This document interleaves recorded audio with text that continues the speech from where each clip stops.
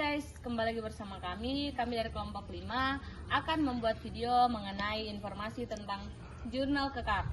Namun sebelum itu, perkenalkan saya Dini Aywan Diraja Sia Sugianto dengan NIM 202463009. Saya Fatima Zaro dengan NIM 2024-63002. Saya Satrio Masur Sumanto dengan NIM 2024-63059. Saya Debril Panggara dengan NIM 2024-63017. Saya Nathanael Narutama dengan NIM 2024-63001. Saya Muhammad Fadli dengan NIM 2024-63010. Saya Rahmat Ramadan Gufron dengan NIM 2023-63013. Saya Prinal Lupa Bubung dengan NIM 2024-63004. Saya Muhammad Rizal Haq dengan NIM 2024-63018. Saya Rika Medelin Maniba dengan NIM 2020-63047. Selamat menyaksikan. Baik, pada jurnal pertama di sini berjudul pengaruh diskontinuitas massa batuan vulkanik terhadap stabilitas lereng di daerah Jelapan dan sekitarnya, Kecamatan Pundong, Kabupaten Bantul, Daerah Istimewa Yogyakarta. Di sini pada jurnal ini permasalahan yang terjadi adalah daerah ini merupakan kawasan perbukitan yang curam, tersusun oleh batuan vulkanik, breksi dan andesit yang banyak memiliki rekahan dan kekar diskontinuitas massa batuan. Kondisi ini menyebabkan stabilitas lereng menjadi rendah sehingga rawan terjadi longsor atau runtuhan batuan terutama saat musim hujan.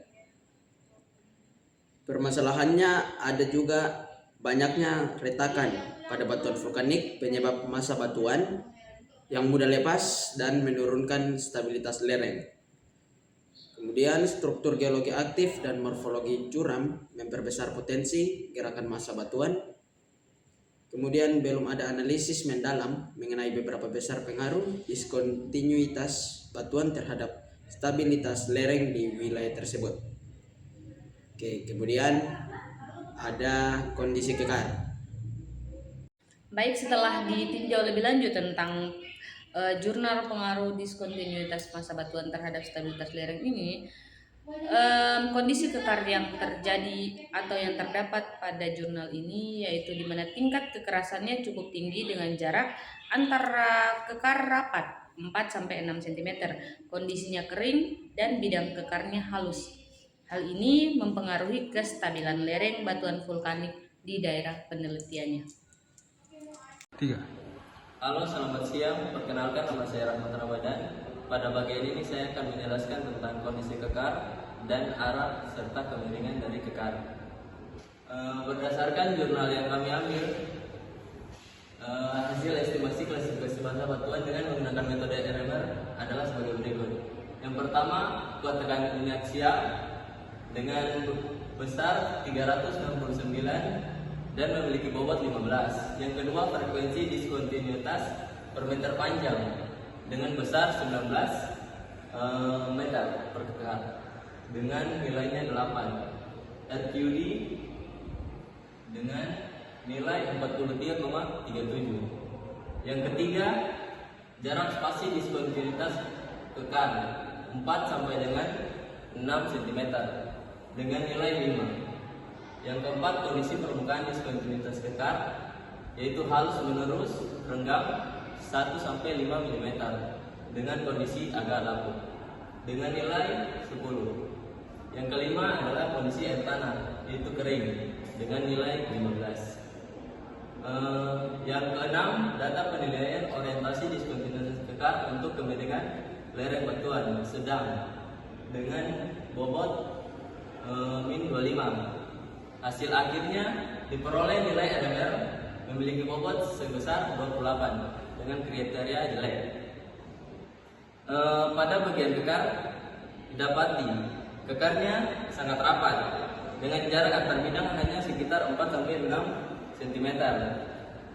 Yang kedua, permukaan bidang kekar halus dan agak lapuk sehingga gaya gesek antar bidang batuan menjadi lemah. Artinya lereng di batuan tersebut mudah longsor karena batuannya sudah banyak retak dan air mudah masuk ke dalam celah batuan. Yang kedua, arah serta kemiringan dari kekar. Berdasarkan hasil jurnal didapati dua jenis kekar.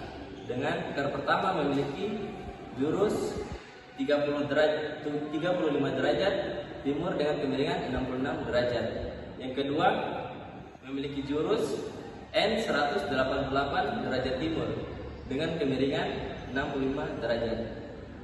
Selain itu, bidang kontak antar lava dan reaksi andesit dari lereng tersebut memiliki nilai N170 derajat timur dengan kemiringan 30 derajat.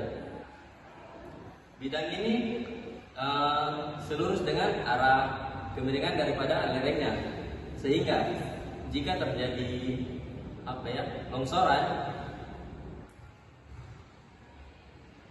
jika terjadi hujan atau tekanan tambahan dari luar, maka batuan cenderung meluncur mengikuti bidang retakan tersebut.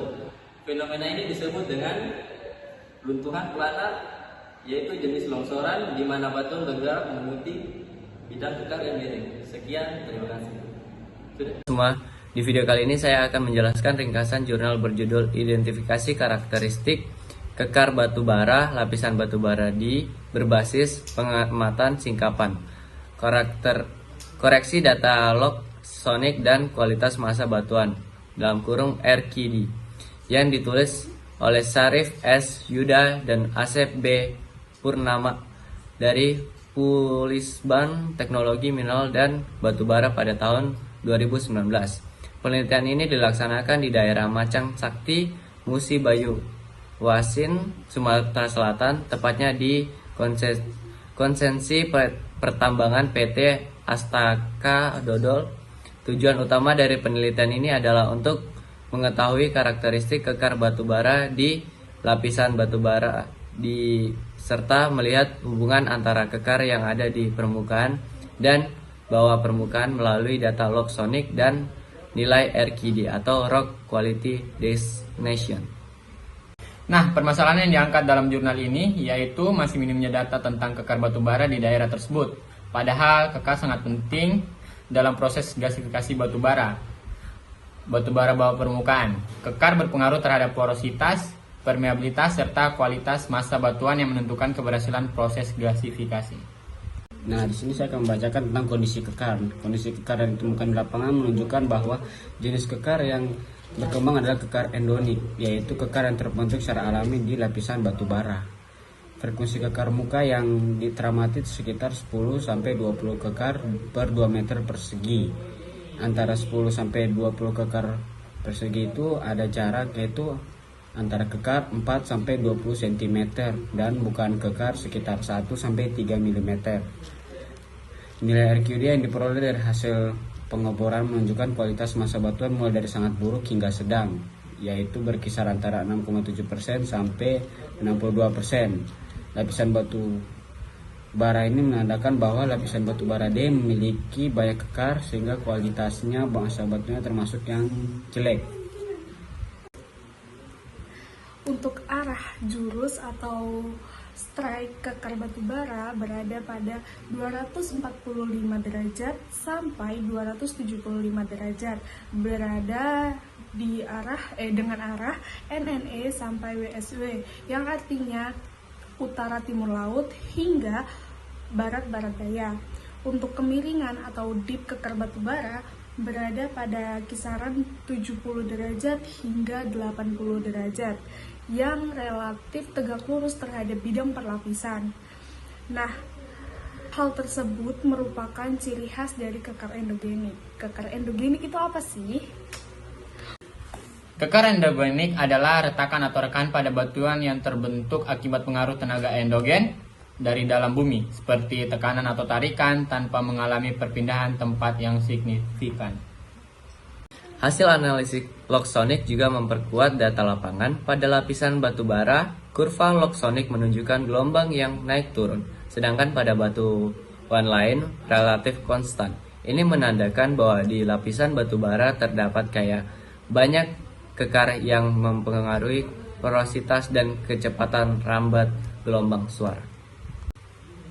Nah, dari seluruh hasil penelitian dapat disimpulkan bahwa lapisan batu bara Jadi, di daerah Mancang Sakti memiliki karakteristik kekar yang cukup dominan, dengan arah dan kemiringan yang jelas, serta frekuensi kekar yang tinggi. Kondisi ini berdampak pada nilai RKD yang rendah, dan hal ini penting untuk dipertimbangkan dalam kegiatan eksplorasi maupun pengembangan gasifikasi batubara bawah permukaan. Sekian penjelasan dari kami tentang jurnal ini. Terima kasih sudah menonton. Halo semua, di sini kami akan menjelaskan sedikit tentang jurnal yang kami dapat dengan judul Kajian Kestabilan Lereng Batuan menggunakan klasifikasi massa batuan, metode elemen hingga, dan analisis batuan jatuh. Langsung saja saya akan membahas sedikit tentang permasalahan pada jurnal tersebut, di mana yang pertama permasalahannya yaitu pemotongan massa batuan menyebabkan munculnya dan terbentuknya bidang-bidang kekar. Kemudian yang kedua itu ada kondisi dan orientasi kekar berbeda pada setiap segmen lereng sehingga mempengaruhi kestabilan. Kemudian yang ketiga itu ada kombinasi kekar tertentu yang membentuk bidang gelincir dan menyebabkan potensi longsoran membaji. Jadi kesimpulannya yaitu dalam jurnal ini permasalahan kekar terletak pada kehadiran orientasi, jumlah, dan kondisi fisik bidang kekar yang berbeda di setiap segmen lereng, sehingga menyebabkan perbedaan tingkat kestabilan lereng dan potensi longsoran. Pada beberapa segmen kekar yang rapat dan berisi material lemah menjadi penyebab utama penurunan kestabilan massa batuan. Oke, sekian. Itu adalah beberapa permasalahan di dalam jurnal tersebut.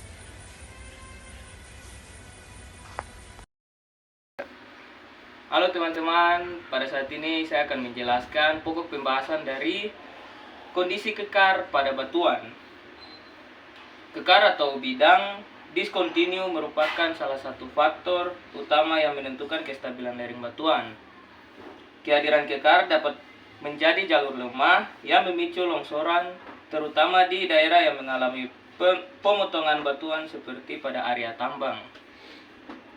Penelitian ini dilakukan di Kuari Andesit, PT Widaka Indonesia, Kecamatan Jelekong, Kabupaten Bandung. Batuan penyusun lereng berupa andesit masif yang memiliki banyak bidang kekar atau setting joints. Sebanyak 231 bidang kekar diukur dan dianalisis untuk mengetahui karakter dan orientasinya terhadap kestabilan lereng. Lereng dibagi menjadi 3 segmen. Segmen yang pertama itu SC1. SC1 itu dia memiliki jarak antar kekar sekitar 15 cm. Kalau SC2 dia memiliki jarak yang lebih rapat. Dia sekitar hanya 5 cm. Terus yang SC3 itu sekitar 17 cm. Bidang kekar umumnya kasar dengan panjang kurang dari 3 meter dan sebagian besar tidak memiliki material pengisi, kecuali pada segmen 2 SC2 yang berisi lempeng halus akibat pelapukan. Hasil analisis menunjukkan bahwa pada segmen SC1 dan SC3 orientasi kekar saling berpotongan dan berpotensi menimbulkan longsoran membaji. Sementara itu, segmen SC2 dinilai lebih stabil karena arah kekarnya tidak membentuk bidang gelincir. Meskipun terdapat potensi longsor kecil, hasil simulasi dengan metode elemen hingga menunjukkan bahwa sebuah lereng masih dalam kondisi stabil dengan pergeseran maksimum hanya sekitar 34 mm. Jadi kesimpulannya yang saya ambil itu kondisi kekar sangat berpengaruh terhadap kestabilan lereng. Namun dalam penelitian ini kualitas batuan yang kuat serta orientasi kekar yang stabil membuat lereng itu tetap aman. Pemahaman terhadap kekar batuan menjadi kunci penting dalam menjaga keselamatan dan berkelanjutan aktivitas tambang. Sekian, terima kasih. Teman-teman, di sini saya akan menjelaskan tentang strike dan dip pada kekar batuan. Strike dan dip merupakan dua parameter penting dalam memahami orientasi kekar batuan. Strike menunjukkan arah jurus bidang kekar terhadap utara, sedangkan dip menunjukkan besar sudut dan arah kemiringan bidang tersebut terhadap bidang horizontal. Dalam penelitian ini, pengukuran strike dan dip dilakukan menggunakan metode skyline di lereng Kuari Andesit milik PT Widaka Indonesia, Kecamatan Jelekong, Kabupaten Bandung. Hasil pengukuran kemudian dianalisis dengan Streonet untuk menentukan pola kekar dan potensi arah longsoran. Lereng penelitian dibagi menjadi 3 segmen, yaitu SC1, SC2, dan SC3. Pada segmen SC1, bidang kekar memiliki arah jurus antara 110 hingga 165 derajat dengan kemiringan 50 hingga 80 derajat. Orientasi ini menunjukkan adanya dua set kekar yang saling berpotongan yang berpotensi menimbulkan longsoran membaji karena membuka ke arah lereng. Pada segmen SC2, kekar memiliki arah jurus sekitar 223 derajat dengan kemiringan 61 derajat. Arah ini relatif menjauhi muka lereng sehingga kondisi lereng tergolong stabil dan tidak menunjukkan potensi longsor. Sedangkan pada segmen SC3, bidang kekar memiliki arah jurus sekitar 122 derajat dengan kemiringan 6 hingga 8 derajat. Orientasi tersebut dapat menghasilkan potensi longsoran membaji kecil, namun hasil simulasi menunjukkan lereng tetap stabil. Dari hasil tersebut, dapat disimpulkan bahwa orientasi strike dan dip kekar sangat berperan dalam menentukan kestabilan lereng batuan. Kombinasi arah kekar yang berpotongan menjadi faktor utama terbentuknya bidang gelincir, sedangkan kekar dengan orientasi menjauhi lereng justru memberikan kestabilan yang lebih tinggi. Dengan demikian, pemahaman tentang strike dan dip kekar tidak hanya penting untuk analisis geotektonik, tetapi juga menjadi dasar utama dalam perencanaan desain lereng yang aman pada kegiatan tambang. Mungkin itu saja dari saya tentang pemahaman strike dan dip. Sampai jumpa di video selanjutnya.